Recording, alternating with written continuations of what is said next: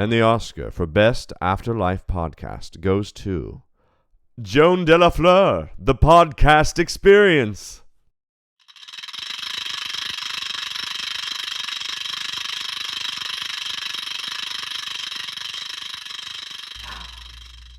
Welcome back, my beloved fans and hated foes.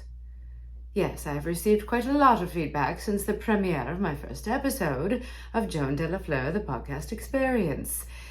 And I would like to say that I know who you are and where you live. After all, I am a phantasma, able to travel through space and time, or at least walls, sometimes. So yes, indeed, I do know where you live, and I don't appreciate the negative feedback. However, I thought perhaps, given some of the negative feedback and positive feedback both, I would read a few of your emails aloud on the episode to open the show. In fact, I'm going to pull out my glasses to read some of these emails. Oh, I'm just kidding, darlings. No, these glasses are filthy, and they're not even the right prescription. What am I to do here? What am I to do? I can barely see. I mean, these are really just a prop. You know that from props, merely for effect. After all, my vision, much like my eyes, beneath the arc lights, darlings. Well, my eyes are perfect, simply perfect. And I know you long to gaze into them. But here, first, I must read an email. I'm going to read an email that I've printed out on ghostly paper. If you were here, you would see I could put my hand right through it. But of course, you're not here, so you cannot see that. Anyhow, let us see here. The first email is from a fan, or perhaps not a fan, who writes, realmoviefan5678@hotmail.com. Well, this is somebody who doesn't even have the courage to reveal his or her or their or its real first name, let alone last name. So I don't know how really truly well we can accept this letter. But anyway, 5678 writes, go 5678, we covered this in the first episode. I'm not a G word. That's a pedestrian term. I'm a phantasma. Anyway, we'll just use the word G words. G words aren't real. Who are you? Well, darling, did you really not listen to the entire first episode of Joan de la Fleur, The Podcast Experience?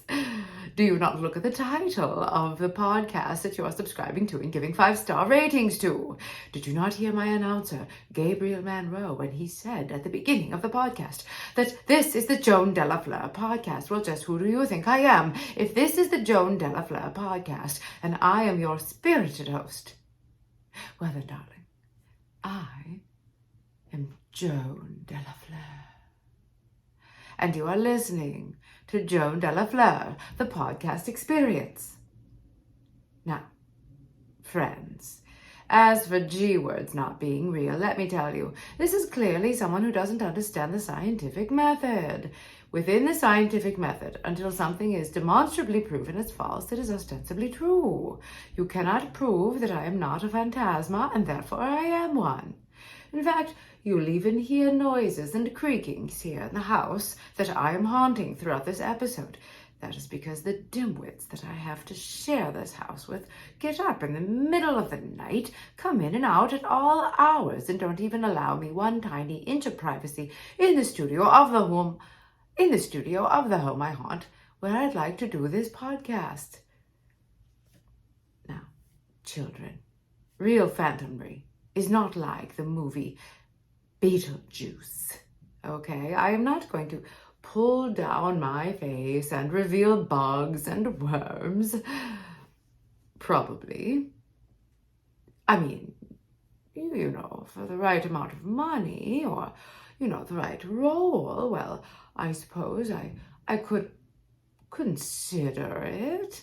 You know, if somebody were to send the person I deem the proper receiver of funds a certain amount of money, well then, you know, I mean, perhaps I would do bugface, but until then, no. Now, you may be asking yourself, for what would Joan need money? Well, of course, to erect a monument in my honor and to get my little hands and my little feet over there on the Walk of Fame where it belongs. All right, let's read another email, shall we? Let us see here. I'm holding now an email from one martin.scorsese@yahoo.com. And this email reads, Joni, Marty, if it's really you, you'll remember, fondly I hope, how I tried to cast you in New York, New York, before you tried to put me on the casting couch. Oh, Marty. In fact, I do remember, Marty.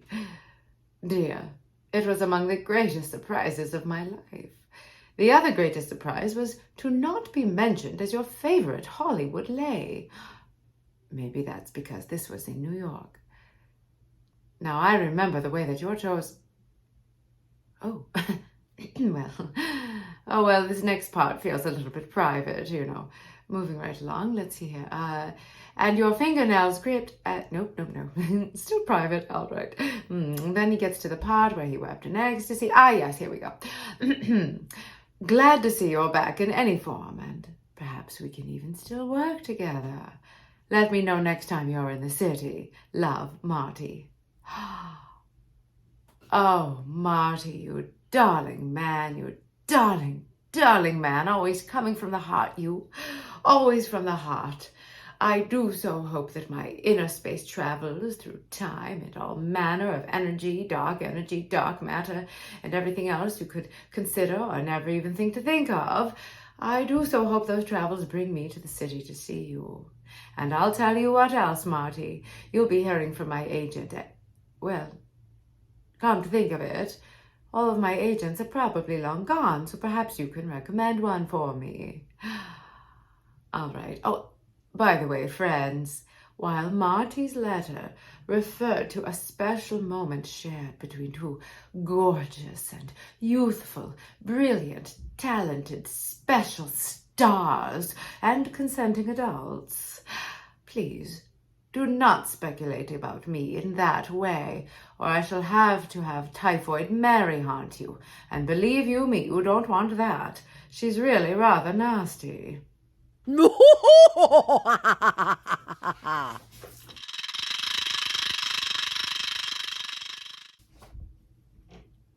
Take 17,000,592. Let's read one more letter, shall we? One Ms. Lucky Sevens writes a letter expressing that she's an aspiring actress who wishes for a piece of inspiration. Well, Ms. Lucky Sevens, I have some inspiration for you indeed. Life is extremely difficult, and appealing for sympathy in a fan letter, which is meant to aggrandize a fabulous actress, will get you nowhere. What will get you somewhere is flattery. Flattery, darlings. Don't forget it. It starts with an F and ends in a lattery. Flattery. And that will get you everywhere, or at least somewhere once in a while. Now, I'm going to tell you something that others won't, which is that you have to fight for every morsel of food that you can get in your grubby little hands until you've put together a wonderful meal for yourself. And then you must eat it and enjoy it. And even then, once you are successful, once you have fought and climbed and clawed your way to the top, and you have torn and ripped and shredded from limb to psychic limb every obstacle and enemy you've ever had, even then there will be haters. There will be tiny people of small vision, far lesser actresses and writers and producers and people with no imagination whatsoever who will say, oh no, your podcast will never work, your film will never work, your series will never work, you don't have it, miss, you're no good. They'll say all sorts of bull hockey to you, and you will just put on your napkin and sharpen your knives as you wait for the next opportunity to have another wonderful meal, compliment of loser, lesser soul of no imagination sitting in front of you. I'm holding for applause, darlings.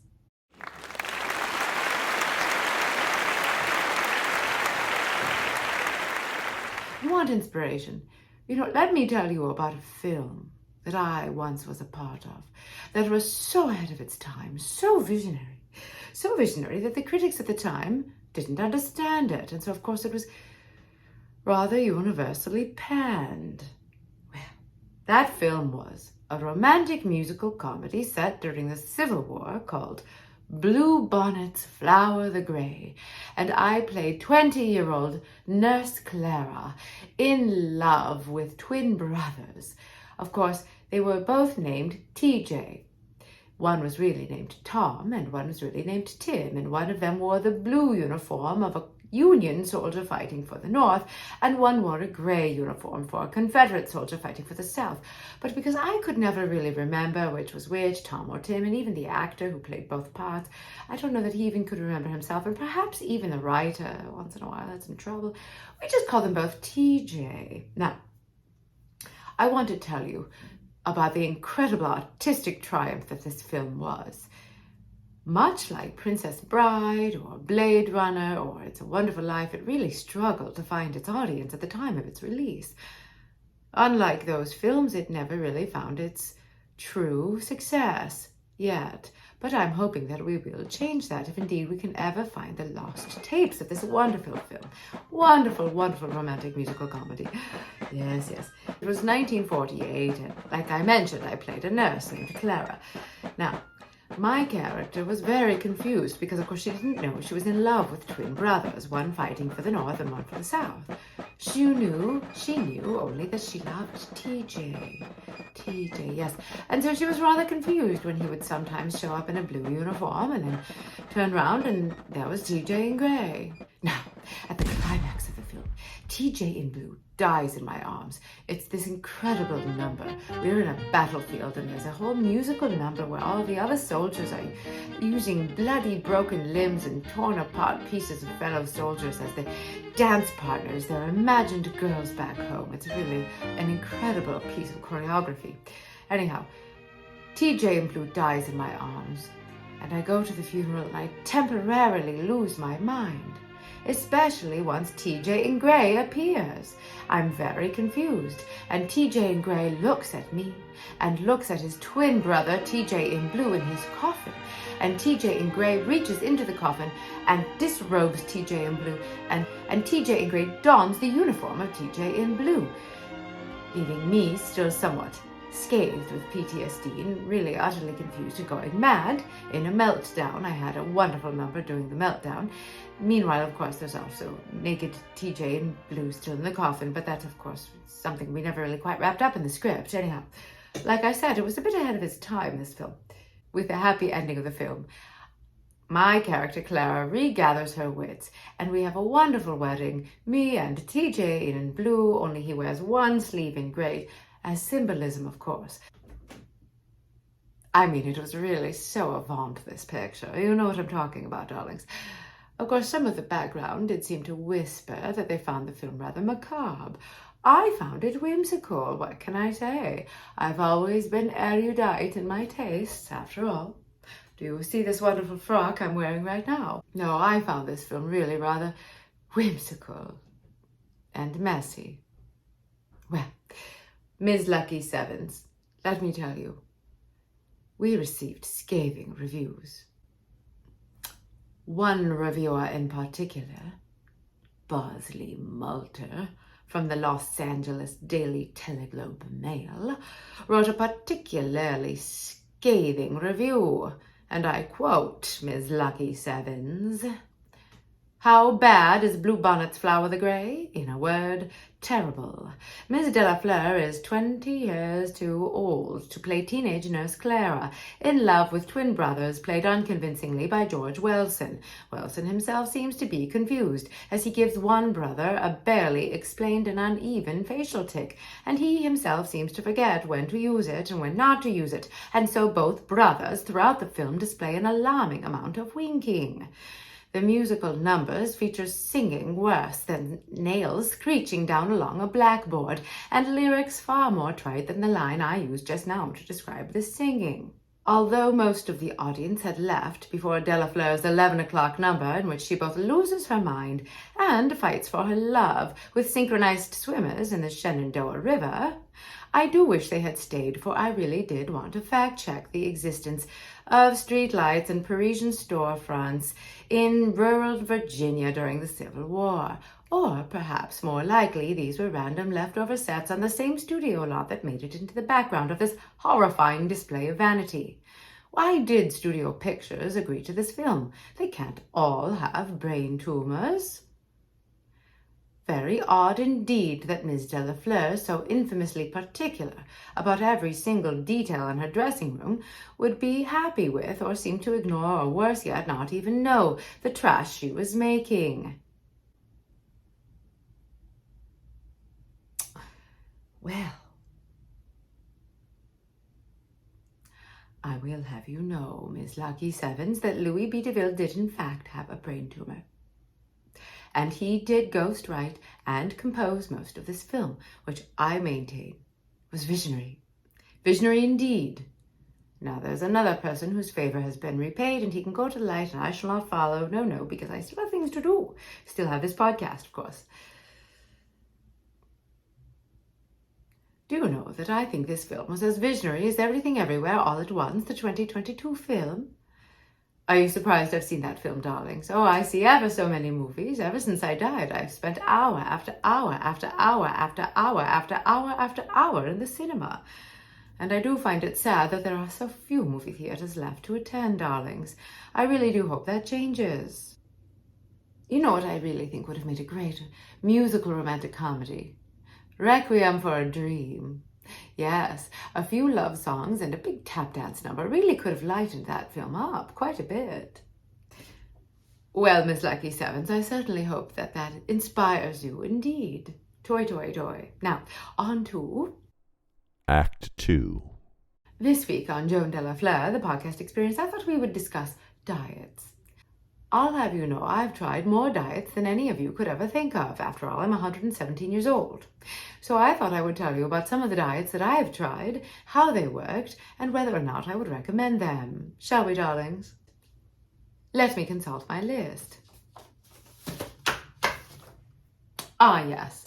Number 1, the mastication diet. Now, for you dirty minds out there, that is mastication, not to be confused with another word that starts with an M and ends in ation. Mastication, which is another word for to chew. Yes, indeed. This is a diet where you chew a morsel of food 32 times or more, and then you spit it out. You spit, you do not swallow. Dirties.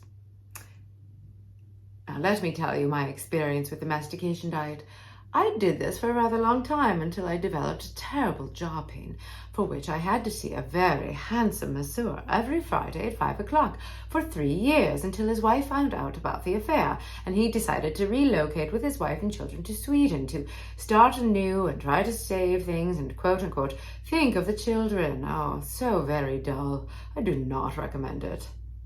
Number 2. The drinking man's diet, these days known as winorexia among you zillennials and upper-class housewives of New York, and of course women from the 1970s. Of course, wine always had a little bit too much sugar for my taste. I'm really a bevandeuse of vodka, and I think you probably remember that from my love of martinis, and what I wouldn't give for a nice cold martini, darlings, what I wouldn't give.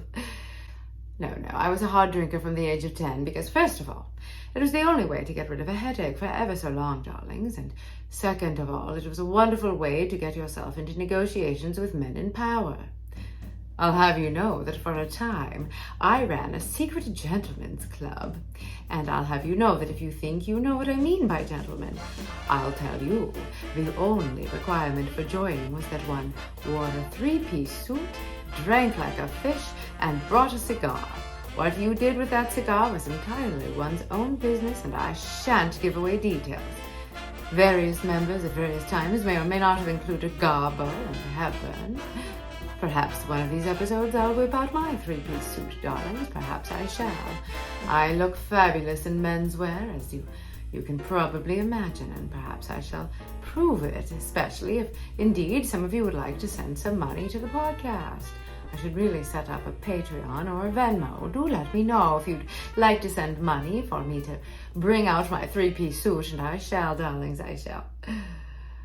No, I was a member of the the gentleman's club and a follower of the drinking man's diet for really many years, until, of course, I began to develop cirrhosis of the liver and kidney failure, and it didn't do much for my heart, so, of course, eventually I died.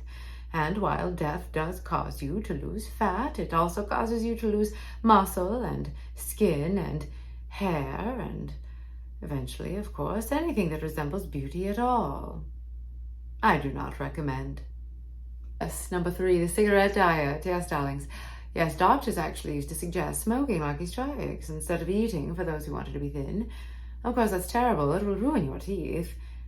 I'd like to tell you that I really never enjoyed kissing somebody who'd just been smoking. Therefore, I cannot recommend the smoking diet.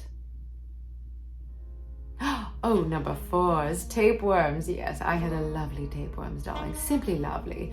He grew to be 25 feet long, and I named him Flynn, which was a private joke for a while, and then, of course, became less private, so I understand years later.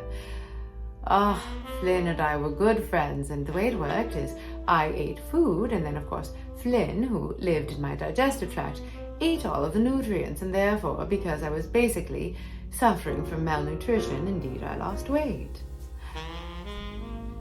Eventually, I had to have Flynn removed when I began to have seizures, and I was shocked at having all sorts of little friends and children of Flynn show up in my panties. It wasn't pleasant, let me tell you. So unless you enjoy an itchy anus and friends coming out of orifices you didn't even know you had, I do not recommend the tapeworm diet. Number 5. Number 5 is slimming soap. For a time, I was actually the spokesperson for a brand of soap that the advertisers claimed would just scrub away the fat. But since they never did pay me their final payment, let me tell you, it was all a farce, darlings. Just marketing. It was just regular old soap. You could just get regular old soap out of the cabinet and just scrub really hard, and you still wouldn't get rid of anything. It's just soap, children. Just soap. Simply soap. I do not recommend. Well, of course, I recommend using soap and being clean, but that's entirely different. Number 6 is poverty.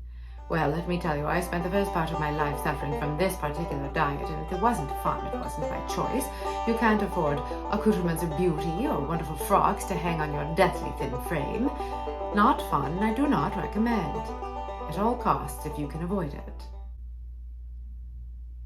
Number 7, Lord Byron's vinegar diet. Now, for those of you who do not know, Lord Byron was a romantic poet that called himself mad, bad, and dangerous to know. Of course, the man had a club foot.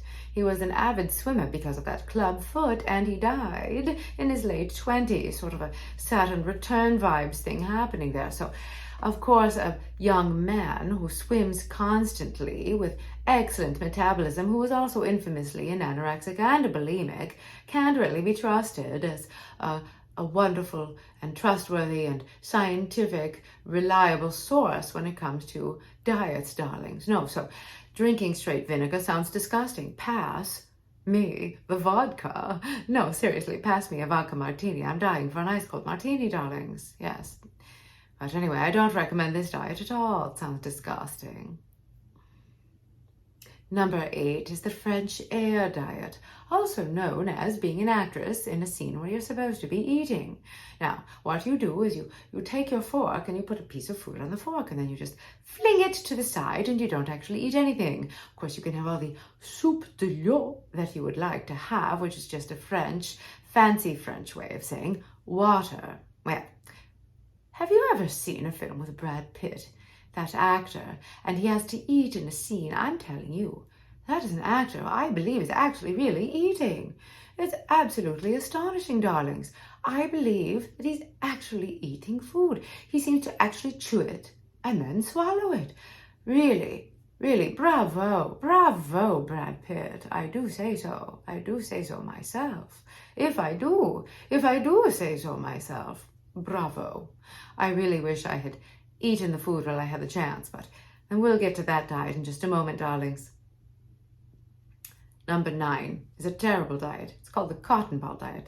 They taste terrible. What happens is you eat a cotton ball and it expands in your stomach, and eventually, of course, it will actually block all of your tracks. You'll not be able to pass anything, and you will end up having a terrible surgery or dying. So remember what I told you about death. It takes away all of your skin and hair and everything. It makes you beautiful. So I don't recommend the cotton ball diet, and really, utterly tasteless. Utterly tasteless. Even salt doesn't improve the flavor of a cotton ball, darlings. Number 10 is death. Now, death as a diet is strange, blah, blah, blah. Number 10 is death. Now, death as a diet is really rather closely related to all of the other diets, darling, and that the word die appears in the beginning of the word diet. Oh, clever me. I'm so clever once in a while. Just let me have my little jokes, darling. Let me have a little fun. I do deserve to have a little fun once in a while, don't I, darlings? Don't I? After all, I've been dead these last 5 decades. Give me 5? Oh no, I've only been dead 4.5. Well, perhaps longer. Who can be bothered to remember with one's death date? I can barely remember my birth date, but the year was, of course, 1992. Generally speaking, darlings, I cannot recommend dieting. Sure, there may be some diet that will work for you for a certain amount of time, but 95% of all adults who go on a diet generally gain back the weight they originally intended to lose, let alone 10% more or 5% more. Who cares about percentages? I'm a ghost, not a scientist. Anyhow, darlings.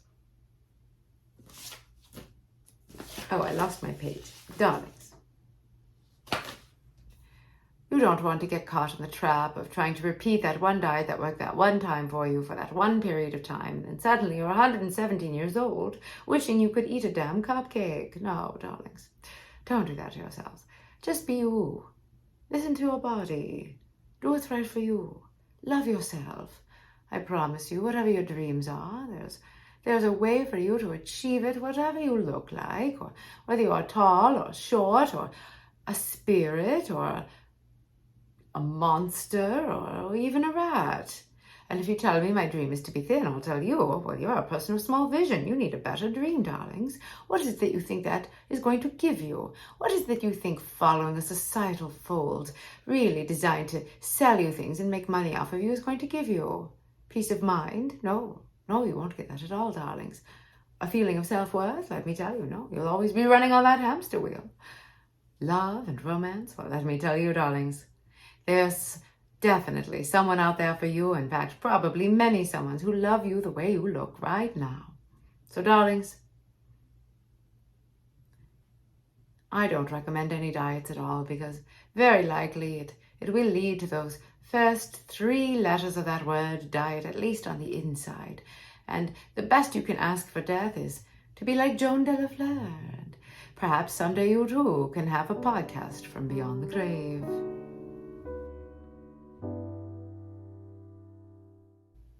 Let me end by saying, darlings, don't follow the fad. Be you. It's better. After all, there's no one like Joan de la Fleur. And if you say that Joan Crawford is like Joan de la Fleur, I shall have Typhoid Mary come and find you. Email Joan at joandelafleur@yahoo.com.